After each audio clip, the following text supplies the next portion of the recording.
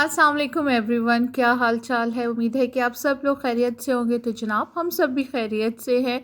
और यहाँ पर जनाब मैं अब कारपेट बिछा रही हूँ। कारपेट हमारा सूख गया था, तो मुझे ना एक कमेंट आया कि आप ऐसे काम भी कर लेती हैं, कारपेट वगैरह भी खुद ही धो लेती हैं।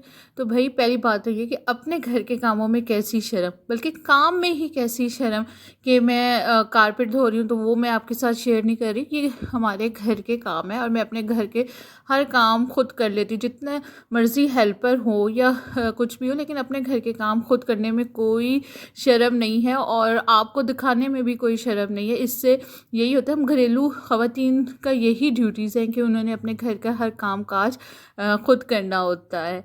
तो जनाब बस बातों बातों में कारपेट बिछ गया और यहाँ पर आज ना शाम का टाइम था और मैं बनाने लगी थी चिकन और मटर। तो बस आज चिकन और जो था ना, पहले मैंने सोचा मटर पुलाव बना लेती और साथ चिकन कढ़ाई बना लेती। तो अभी मेरे हस्बैंड ने कहा नहीं, मटर पुलाव नहीं बनाना, चिकन के अंदर ही मटर डाल लो तो वो बना लो। तो मैंने कहा चलें ठीक है।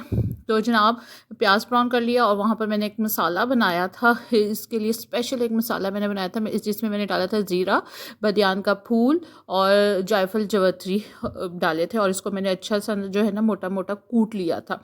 और फिर जो है ना प्याज को ब्राउन करके ना उसके अंदर मैंने लहसुन अदरक का पेस्ट डाल दिया था और जो यहाँ पे इसके अंदर मैंने टमाटर डाल दिए।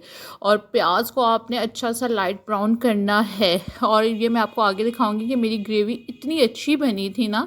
वो यही होता है, जब आप प्याज को कच्चा छोड़ देते हो ना तो आपकी ग्रेवी अच्छी नहीं बनती है, उसमें प्याज तैरते रहते हैं। तो सारा कमाल जो होता है ना वो प्याज का ही होता है। तो लहसुन अदरक और प्याज और टमाटर को अच्छा सा भुनने के बाद उसके अंदर मैंने चिकन डाल दिया था। चिकन को भी अच्छा सा भुना और फिर उसके अंदर मैंने नमक, सुरख मिर्च, सूखा धनिया और ज़ीरा डाल के उसको अच्छा सा भुना चिकन के साथ। और फिर साथ ही मैंने इसके अंदर मटर डाल दिए।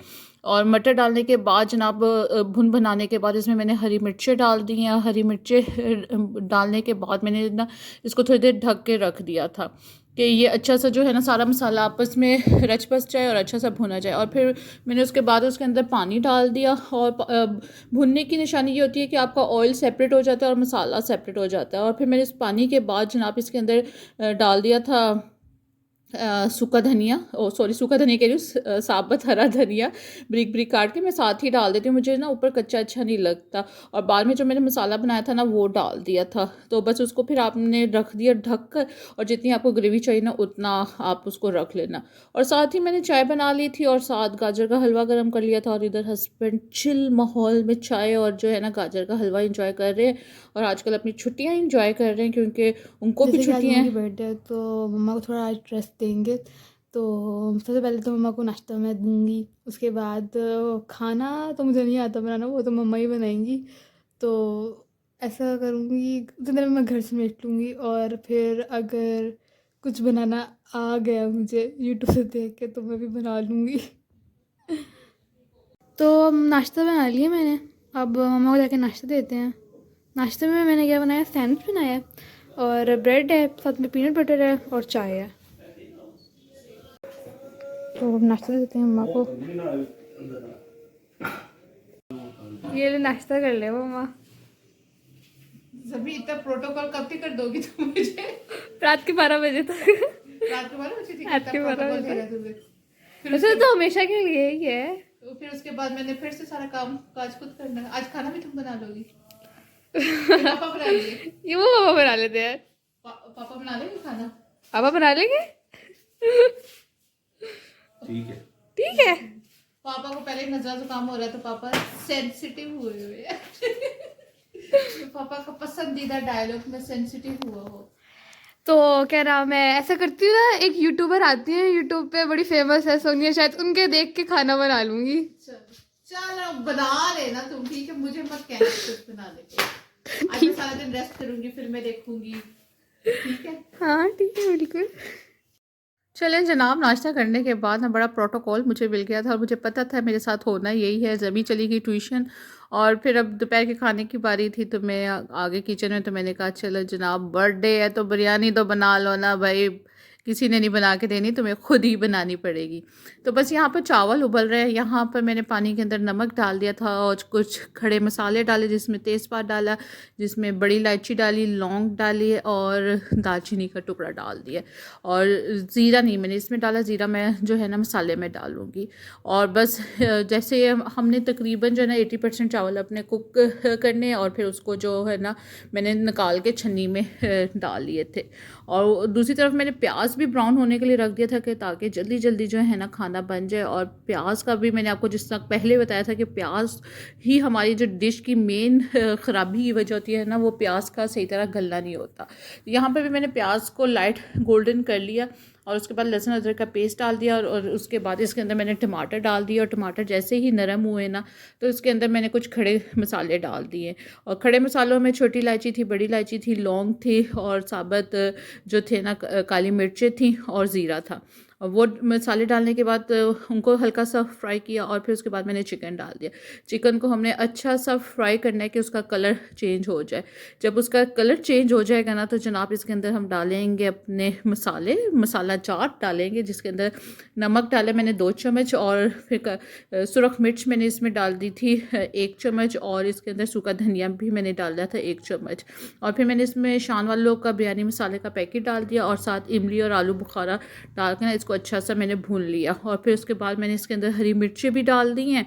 और अगर आपने मसाले का पैकेट नहीं डालना ना, तो फिर आपने जो मैंने मसाले बताए ना, उनकी मिकदार आपने ज़्यादा रख लेनी है और उसके साथ ही ना आपने इसमें पिसा हुआ गरम मसाला डाल देना है। और फिर जनाब एंड में मैंने इसके अंदर दही डाल दिया है।